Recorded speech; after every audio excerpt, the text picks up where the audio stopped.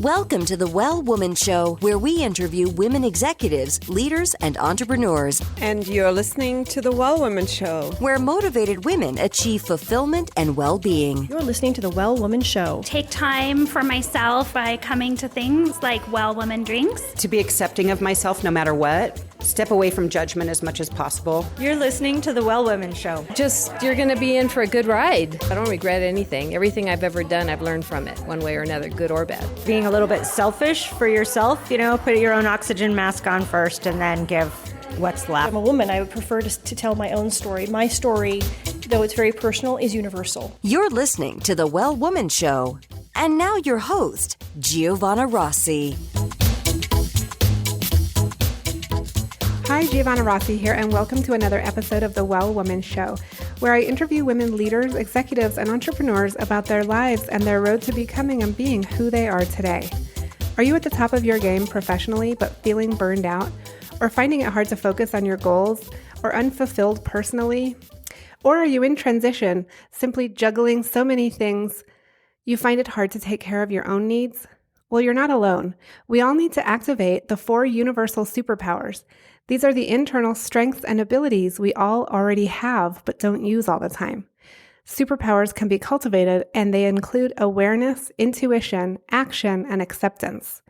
Toward the end of the show, in a segment called Superpowers for Success, I ask my guest about her superpowers, and the answers will give you the strength, perspective, and power to live a well woman life. I'm so happy you're here, so thanks for tuning in.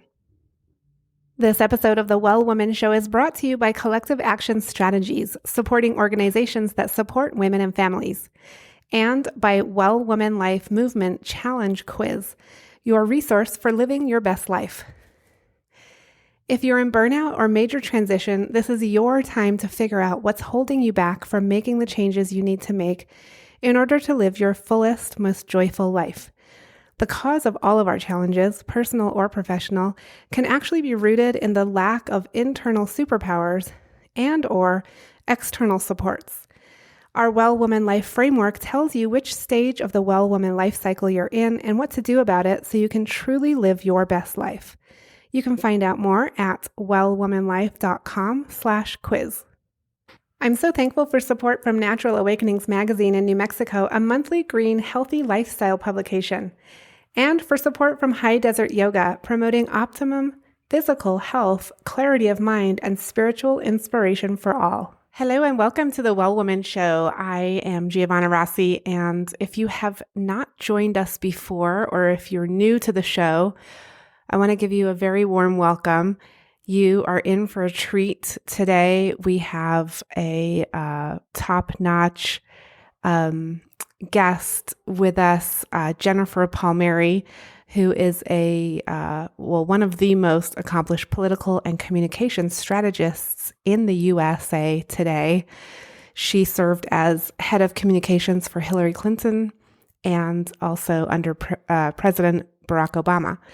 So you're definitely in for a treat. The Well Woman Show is focused on bringing the stories of high-level executives, leaders, and entrepreneurs to the world to share our successes and challenges as women leaders and hopefully gain some insight and wisdom along the way about how we can be doing things in a slightly different way from a different frame or a different mindset or taking different actions in order to really live our best lives.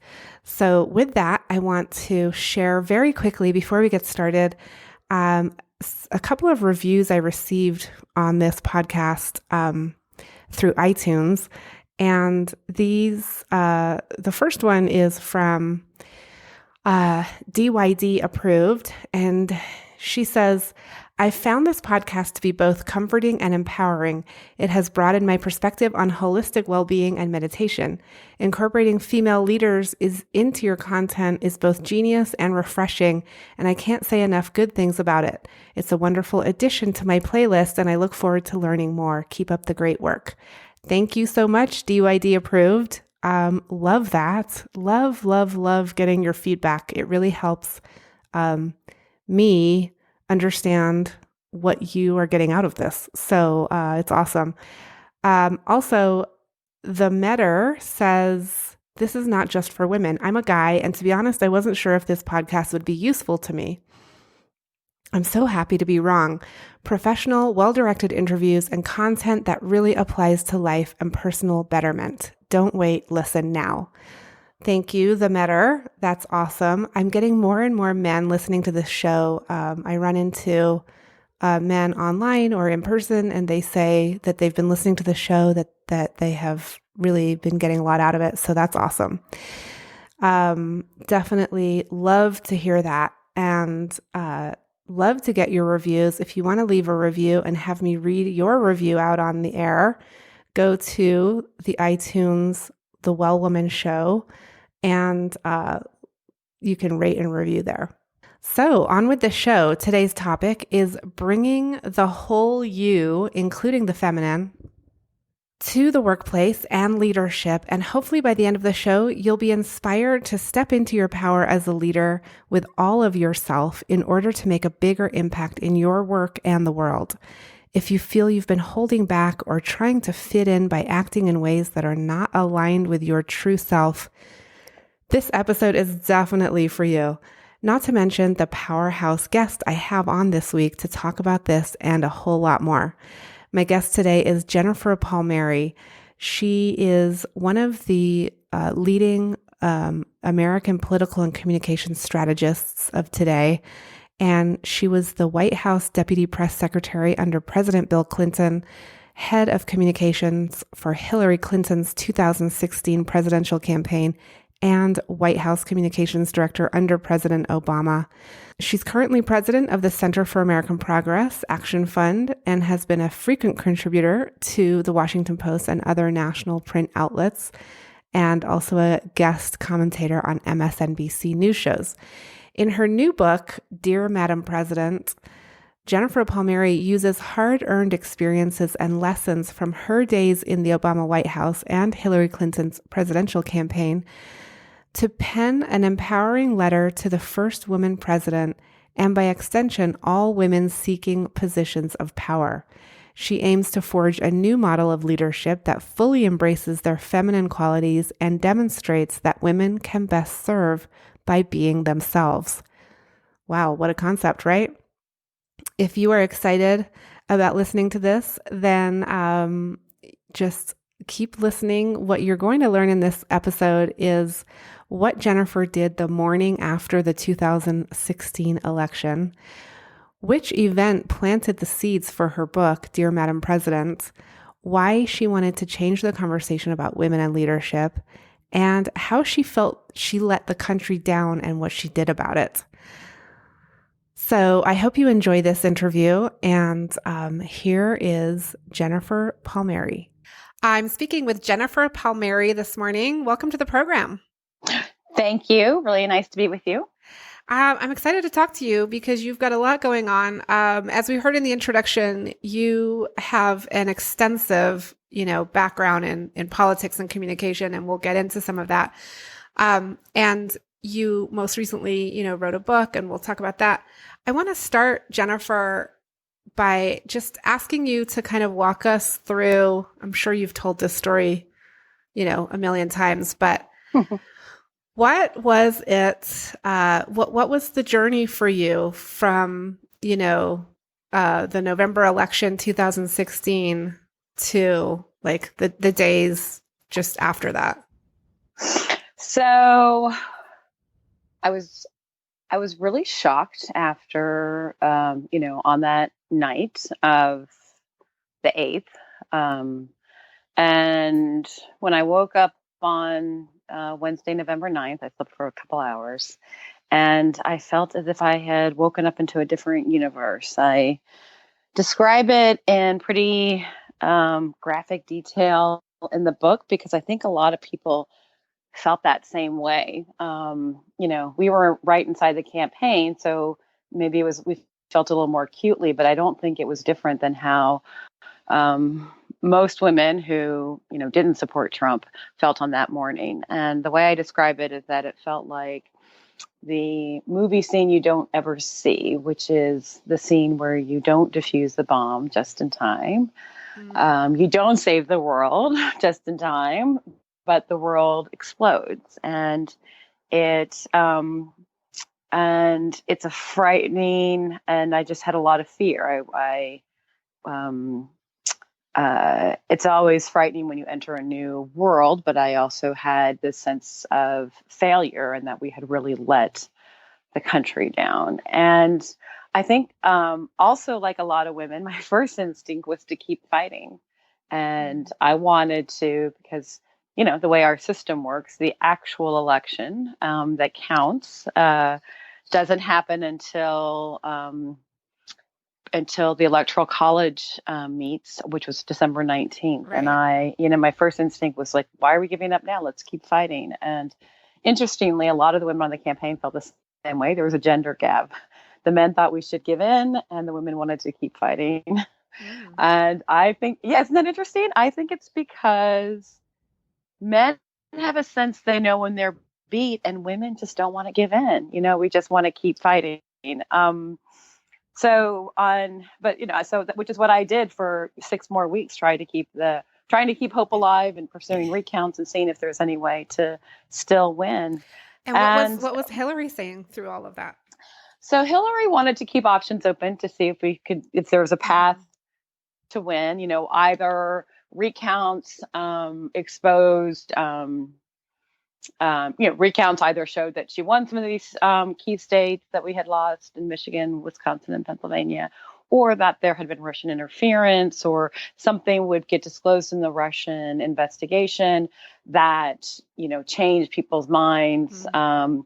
And so, but she was not as aggressive. She didn't feel that as strongly as I did. And there was a lot of concern also about, would that cause a lot of unrest in the country if we were seen as, because no one's pursued this avenue before, although it's part of the process, no one's really pursued the avenue where you keep the election alive during the Electoral College process. And that could be very disruptive and, perhaps even cause violence in the country. So, it's a serious decision to actually act on that. And in the end, she chose to try and keep our options open, but not make an aggressive play to actively keep the campaign going in that time.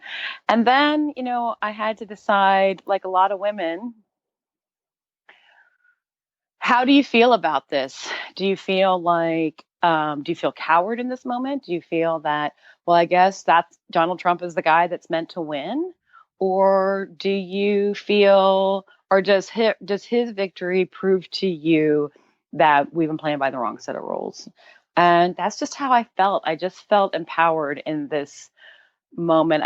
And defiant even. And I was very frightened for the country, but I knew that I had to keep fighting. I had to stay engaged, and was so relieved on January 21st, 2017, to see, as I watched from the sidelines in New Orleans, millions of women turn out to protest as part of the Women's March. And I thought, boy, a lot of us are feeling the same way. We all have that same sense of empowerment. And that's why, and the seeds of the book were planted then. And Jennifer, I wanted to explore them. Yeah. So did you take a break? Like, did you go into hibernation or anything?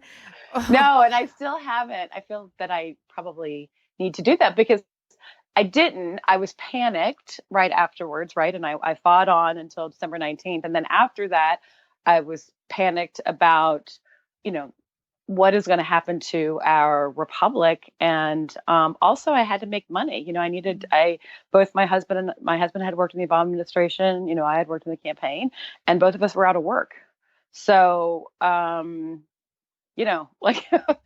real life considerations. Yeah.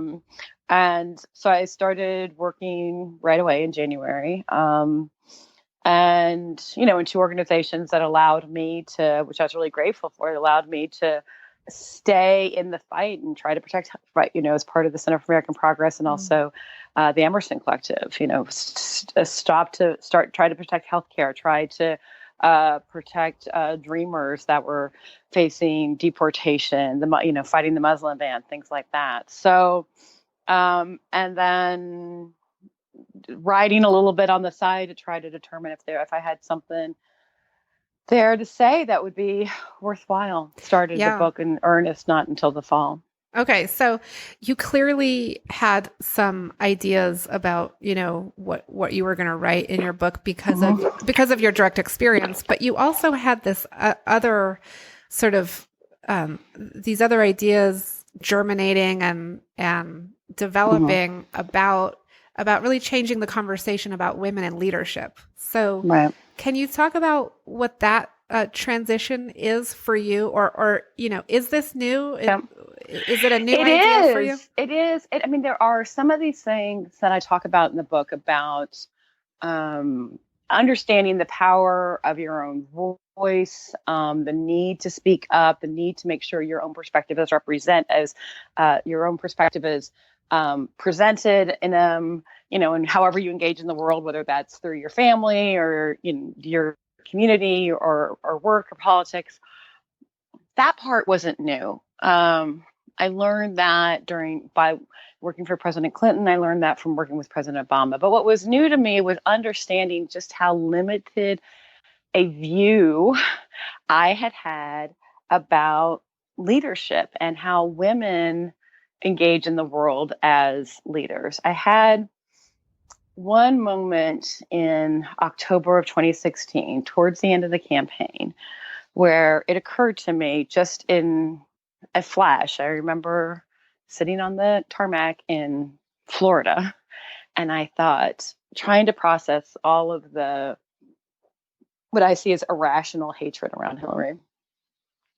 And these claims that she's so inauthentic and there's something about her I just don't like, and all of that. And it occurred to me that what we had done on the campaign was turned her into a female facsimile of the qualities that we look for in a male president. And it felt like a real gut punch, because I thought, that's probably why people think she's inauthentic. It's as if you're trying to jam her into this ill-fitting suit. Right. Yeah. She could never be that. She could never be that. Yeah. And that means a lot of her own qualities, her own humanity is absent. And also, it's a fundamental flaw in the design. And something you have to go all the way back to square one to fix. And I just realized, how could I have never seen that before? And I didn't know, sitting there, how you would do it any differently, because there is no other model. And it's really only then that I appreciated and started to think, then and then in the process of writing the book, that what a big deal it is for a woman to be in charge. If you step back and look at this from the scope of human history, it's still a radical concept for a woman to be in charge. And just touching on your point here, it does seem like in the 80s and 90s, it was the thing to do was to act like a man. Like, you had to act like a man in the workplace in order to get ahead. And we've seen that transition a little bit in the workplace, where women are bringing more of themselves to work. But at that level, at that high level of leadership, that, we were not seeing that. And she was still expected to basically act like a man in that role. And she could never do that because she's not a man. And, just all of those issues. It was just, I think that what she had to do, what everybody in her generation had to do, as in the 80s and 90s, everybody who broke glass ceilings in whatever profession they were in, which is prove I can do the job the same way it's always been done. No allowances have to be made for the fact that I am a woman, and nothing will be different. Right. Okay. All right. That's not good. Right. Yeah. So you want things to, it's not good. It's not good. You want things to be different, and also you shouldn't have to act like a man. But so in retrospect, Yeah. So in retrospect, and this is this is what you're writing your book about, or what the book is about. But if you can share here now, sort of what are some of the things that actually, you would have advised her, or she could have done, or if she had to do it all over again, kind of thing. What are some of those things that you could do differently? Honestly, I don't know that there's a lot you could have done differently in real time in 2016, because 2016 was literally a different universe. Yeah. I think the first woman had to go through this. I think the first woman had to do what she did and what women of her generation did across the board. Prove you could do the job the same way, that no allowance has to be made for me. I don't need any special considerations. And I think now how I would do it now for a woman, and I don't think Hillary will ever run again. But for another woman, there's not a path to follow here for what that looks like. You're still going to be creating that new model, but you can bring more of your full self. So one tangible example might be, Hillary has talked about at that second debate, where Trump had, in St. Louis, where Trump was sort of looming right behind her, and she felt that he was trying to intimidate her. Right. And she says, in retrospect, I should have turned up and said, turn around and said, back up, you creep, like, give me my space. And I think if she had done that in 2016, the coverage of that debate would have been Clinton rattled. Yeah. Trump got under her skin. He has finally cracked her. No one has been able to do it, and he's the one that has. And it would have given him an upper hand, and made her appear weak. I really think that's how that would have been received. I don't think that's how that would be received today. Right. I think if she did that today, so you can be emotional and strong. You don't have to prove that, there's no emotion in you, which is what I feel that women were, pushed to do in the last few decades. Yeah. People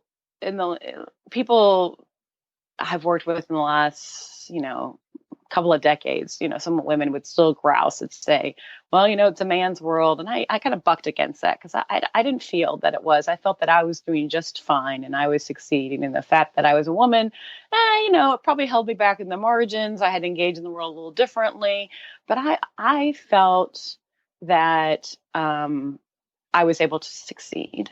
But how I look at it now is, yes, I was able to succeed in a man's world because I was willing to play by a certain set of rules, and I'm not doing it anymore. And so now I think we get to make it. It's just going to be the world, not a woman's world, not a man's world, but how men and women can engage equally. And that's the charge of women in America today. I feel that the baby boomer generation brought us this far and gave us all this opportunity, and now we get to remake it. Yes. And that is what is in your book, Dear Madam President, an open letter to women who will run the world.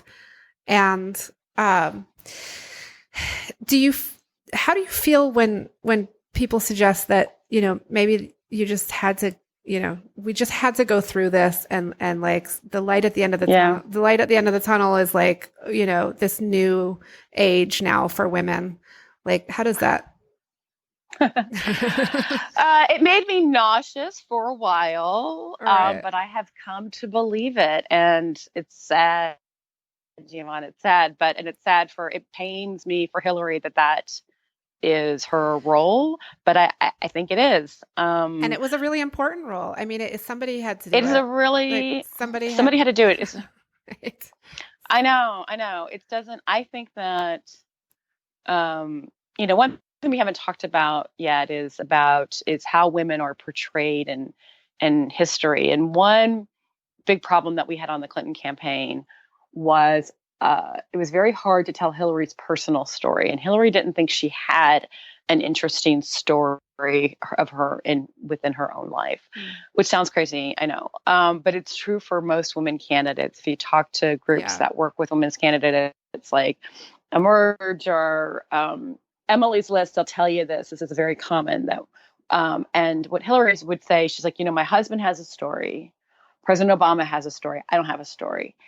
And I thought about that a lot. And I think what it is for people, we want our leaders, particularly our presidents, we want their biography to reflect classic elements of the American dream, stories in the American Canyon that we love and treasure and recognize. And, you could see how that's true for President Obama. He fulfilled the promise of equality. It made us really proud. And President Clinton is a raise yourself up by your bootstraps, come from small town America, a place called Hope, for God's sake.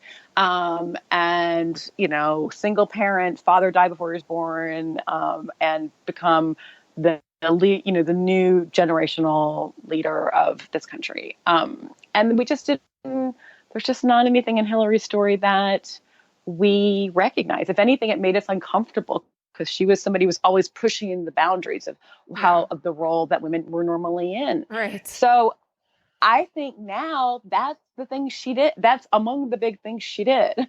She is going to be, I really believe that she is going to be a major figure in American history. There are going to be college courses, taught about what happened to her, the in my view, crazy vilification that started as early as 1992, which I think is all about her being this woman that was pushing the boundaries. And not that it means everybody who didn't like her or felt uncomfortable about her is sexist. There's just, she vexes us, she confounds us because we don't have any way of thinking about her. We don't know what to make of her. Yeah. And now she is that. She's a big part of the American story now. And that needed to happen. So, for the good parts of her story and what she's been able to prove about how a woman can do the job, a woman can be commander in chief. But also the vilification of her. Next time when you hear Kirsten Gillibrand, I don't know, there's something about her I just don't like, or Elizabeth Warren, I don't know, there's something about her I just don't like. We're gonna think harder about, well, wait, what is that? What's underneath that? What am I really feeling here? Yeah. And I think that was her. It made me nauseous at the end of the campaign, and particularly the first few days, to think, oh my God, I couldn't even think about Hillary because it was so devastating. And I thought, oh my God, we put her through this hell, because that campaign was pretty hellacious. Only to serve her head up on a silver platter to these Trump supporters that wanted to lock her up. Like, is that what we did to this woman? And, I've been able in the year and a half to look past that and see this incredibly valuable role that she's played. And she'll continue to contribute in lots of ways and, in the course of her own life. But I think her place in history is firmly established now. And Jennifer, do you keep in touch with her regularly? How's she doing? Yes, I do. She's doing well, but I'll tell you this, with the thing with Hillary, she's very worried about the country. So she's not a person, I don't think that, she's not somebody who's obsessed about, oh, why couldn't it be me? Why couldn't I be president? But she is very concerned about everything that she sees happening in the news every day and frets over it and, tries to think about ways to make sure that, that we can contain the damage that's happening every day and find a way to move on it and find someone to replace Trump. So I can't say that she is at peace because of that piece of it. She worries. She's a fretter. She worries. That woman worries. She's not like her husband who's sunny and optimistic and sees possibilities everywhere. She's somebody who says, wow, this is a big problem. What are we going to do about it? And that's where she is now. Okay, Jennifer, I want to just transition here to our final segment called Superpowers for Success, where we really just talk more to you about your leadership and you as a person. I can hear your doggy barking in the background. I'm sorry. That's because you're at home, you're on book leave, and you're in your home on the Chesapeake Bay. Yeah, sounds great. wonderful. So let me ask you a few quick round questions. First of all, what does success in life mean for you? It means that you put your best effort into something that matters. And that's how I feel about the campaign. That's how I feel about my work in the White House. And that's how I feel about the work that I do now. I was very concerned at the end of the campaign, when I still thought we were going to win, that that campaign had given me so much focus. And I was very clear that what I was doing was valuable and true for my time prior to that working for President Obama. And I was really worried that at the end of this, I might feel lost, I didn't have value, wasn't contributing, didn't have purpose. And I found that that's not what, it's not working in the White House or being part of something big like a presidential campaign that I need. It's just to put my best effort into something that matters, which I feel I've been able to continue to do. And I've learned from watching, friends, my sister passed away last year, other friends like Elizabeth Edwards who faced a terminal illness, that in the end, there's very little you can control about your life or outcomes, but whether or not you put your best effort and you do it into something that you know is going to matter, that's what you can control. And that's my definition of success.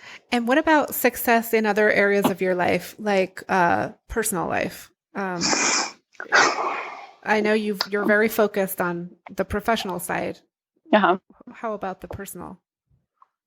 I think the personal is probably the same metric, but in this case, putting my best effort into something that matters is my marriage. I have a fabulous husband. We've been married for 11 years. I have two great stepdaughters, and I have a big extended family of nieces and nephews. And the, part of my sister passing away and her illness was that brought my family, particularly with all of my nieces and nephews, together in ways that we had not done before or had expected. And I've been able to maintain that. And it's really important to me. And I've been able to use this last year in particular in writing the book and promoting the book as ways to, bring them in and make this event something for my whole family to appreciate, and reach back out to old friends, and found that it's really that part of my life has been the most rewarding, to be very deliberate about those connections with my family, but also with other parts of our extended family and friends. And it's been the most meaningful thing I've been able to do for decades. Okay. And Jennifer, you've been a high-level strategist for many years in the political world. When did you know you were really good at what you do? That's a good question. I had my own bouts with imposter syndrome until I worked in the Obama White House. And I still would, even as White House communications director, I would struggle with feeling that I wasn't necessarily the best person for the job that I had, right? My job gave me a platform, but I was concerned that somebody better would be giving the president better advice, and it would hem me up. It would tie me up. And so I finally decided to accept that if you had a national competition to to find the best person to be White House communications director, you could probably find somebody who was better than me, but not that much better. just not that much, just at the margins. And it was something liberating about allowing myself to stop thinking I had to prove that I was perfect and absolutely the best in order to do a good job. And once I liberated myself from thinking that I had to be the, historic best, I was able to, I felt freer to speak up. I, trusted my own gut more, trusted my own perspective more. And then what I realized was I am actually better than most people. And I am actually really good at this. And there is, and I think I learned a lot because I had watched the Clinton White House for 8 years. And when I came to the Obama White House, I was particularly well prepared for it. But that was, like a lot of times it's just like most things, not just a lot of times, like most things that hold you back. It's the stuff that's in your own head. Yeah. And if you can change your mind, you change the world because you change the way you interact in the world. And that changes the way the world responds to you. The best single piece of advice I got in one sentence was people take their cue from you. So that was from my friend Evelyn Lieberman, who passed away 2 years ago. She was the deputy chief of staff in the Clinton White House. So you got to understand at your core that what you have to say matters. And then when you speak up, if you speak up in a meeting, like your view matters, people will think it does. If you act like you belong in that room, people will think you do. And you do belong in that room. So that is, it's changing. And then when I act with confidence in a room, people treat me that way. So that it's the most powerful thing you can do is stop inhibiting yourself in your own mind. Yeah, that's such a great takeaway for listeners. And I love the quote that you just shared. People take their cue from you. Yeah. Because when you know, in your own heart and gut that you've got something to share and contribute, then you act that way. And then everybody else responds to you that way. They do. It's radical. And it's all in your own head. Yeah. And that is, because I know I have, I've been particularly lucky in my career. And I also work in, most workplace environments are pretty progressive, pretty welcoming. Men and women both have always felt supported by that. And I know not all women have as supportive as an environment. So I want to be sensitive to that. But I do still, you got to believe at your core that your own perspective matters, and you got to project that. And I try to always assume good intentions from my colleagues, men and women both. And I find that helps too. That gives you, that makes you, that gives you, you're going to engage in the world in a more empowering way if you're not looking for people to be holding you back. Right. Okay. So a few more quick questions. One, the next one is, describe a personal habit that contributes to your well-being. Running, which is a new thing for me. I started doing it during the Clinton campaign, and I'm not awesome at it, by the way. Sometimes it's just a walk run, but what I found was I had to clear my head. I had to get that. I had to find a way to just get the stress out. And if I don't do it, if I skip more than a day, I'm agitated and I can feel it. Yeah. It's almost like a meditative sort of thing to run. Yes, it is. It's definitely, it's not other times in my life I've tried to do it to like lose weight or be fit. And that's not enough motivation, right? So I had to, it's like your mind is going to make you crazy if you don't do it. And right. That works. Yeah.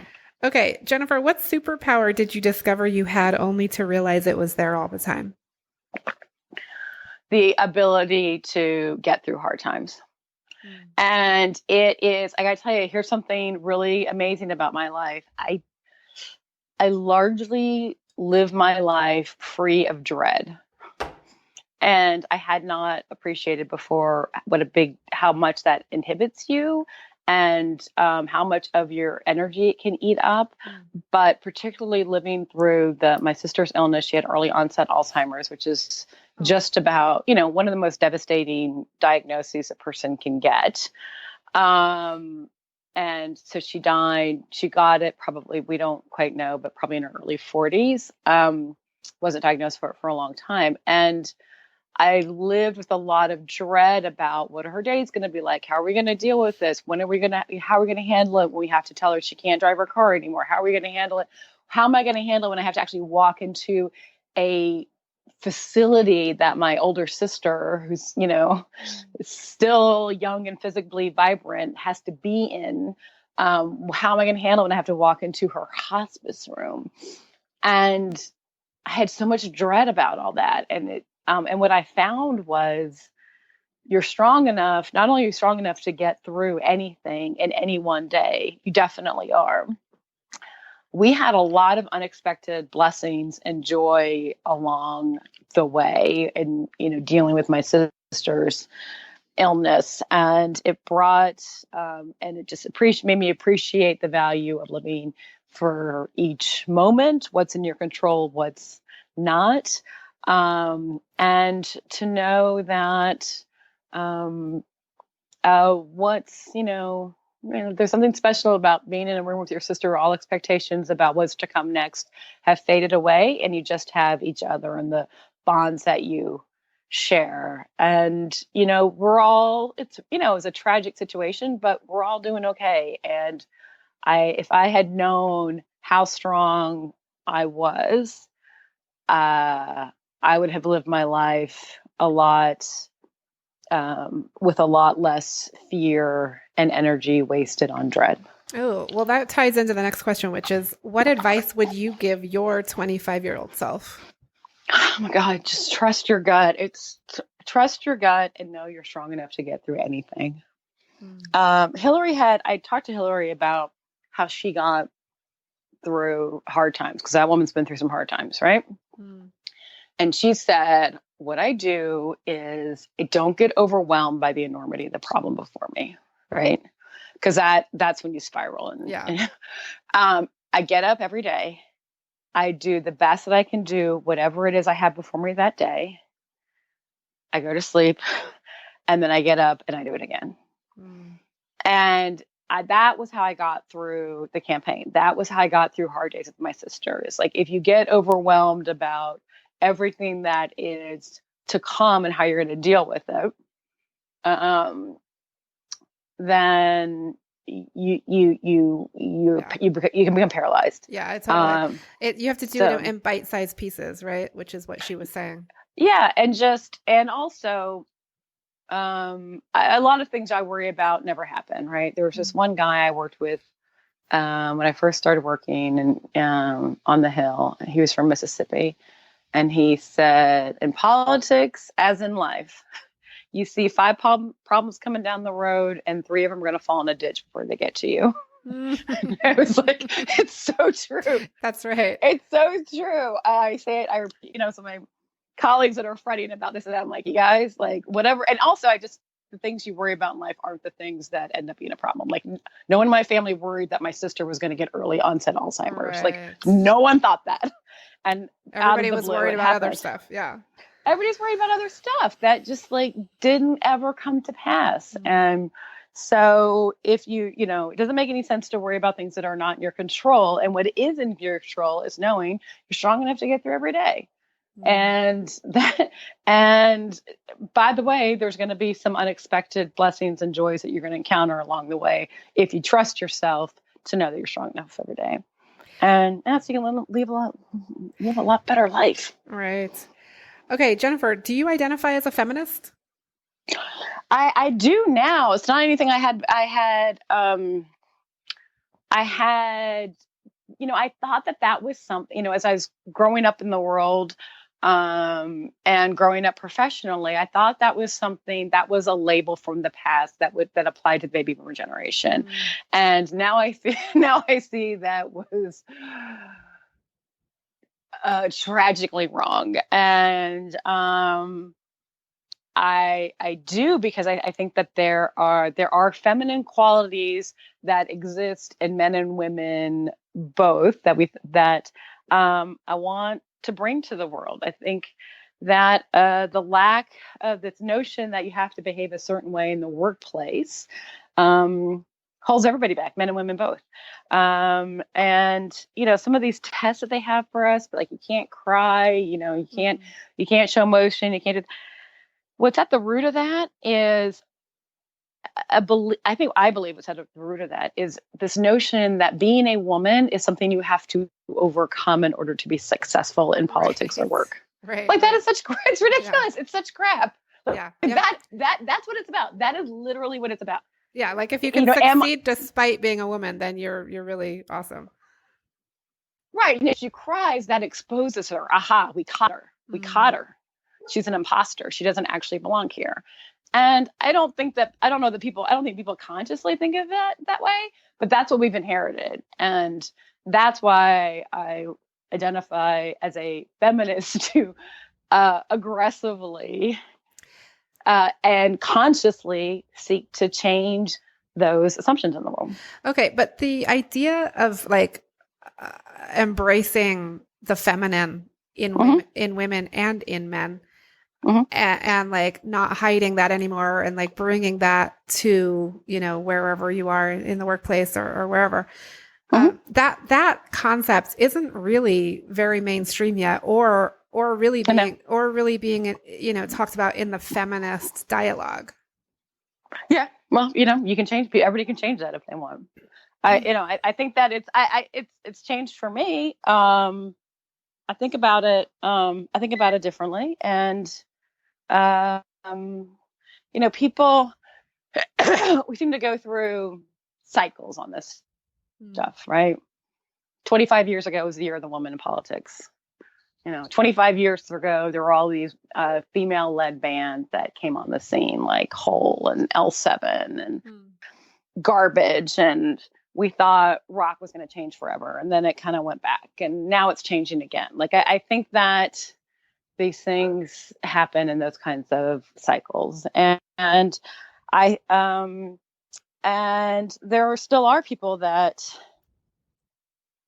balk at the notion of feminists, and I don't know that everybody has to embrace it in order for the world to change. I've found it to be something deliberate to do. I just don't think there's any denying that women in America are engaging in the world in an empowering and new way. And I see that as feminist. Yeah. And I do agree. And I think that, embracing that idea of really allowing and facilitating both men and women to bring their feminine into their lives and into the world is that is a positive, and that does contribute and move the feminist agenda forward, actually. So it just makes the world better. I don't think anybody looks at America today. Very few people look at America today and say, wow, we've got it all figured out. Right. Like, I think we need more perspectives. We need more. I think we need a little more compassion. We need a little more nurturing. We could be nicer to each other. And we traditionally think of these qualities as feminine, but they live in us both. And, that's why I'm very convinced it's not pie, right? Just because if women do better doesn't mean men do worse. Yeah. So it's not a zero-sum game. We can all do better. Yeah. Okay, great. Well, last question. What are you reading right now? What's on your nightstand? I'm reading a book called Counting Coup. It's a book about tribe in Montana and a female high school basketball star. And like telling the story, the high school basketball is a big tradition in the Native American world, and this amazing story about a female star that like came up on a reservation in Montana. Oh, okay. Yeah, cool. Yeah, Counting Coup. It's from 2000, So it's been around for a while, but I was in Montana recently, and it had been recommended to me by Stephanie Shriak, who the head of Emily's List, and native Montanan. So it's really a powerful story. I recommend it. All right. Well, we'll link to that in the show notes for the show. And Jennifer, it's been such a pleasure talking to you today. You too. It's been really great. Thanks for having me. Thank you. That's it for our show today. Remember, if you need support to live your Well Woman life, head over to wellwomanlife.com/Facebook to join us. Our monthly live event, Well Woman Drinks, brings women together to share our successes and challenges as women, leaders, moms, aunts, sisters, and all the other roles we carry.